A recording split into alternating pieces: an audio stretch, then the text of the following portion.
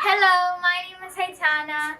The impacts of plastic pollution to the oceans are that animals die of plastic by them eating the plastic, choking on the plastic, or even poking the plastic into their skins, causing infection. After them eating the plastic, we will eat the animals, so we will get plastic in our bodies. If plastic pollution gets worse, the ocean will probably be closed because of plastic. It will be really bad for our health because just imagine a single cup can stay in the ocean for 1,000 years. So to decompose. So if there's more and more plastic, there will be more plastic than ocean.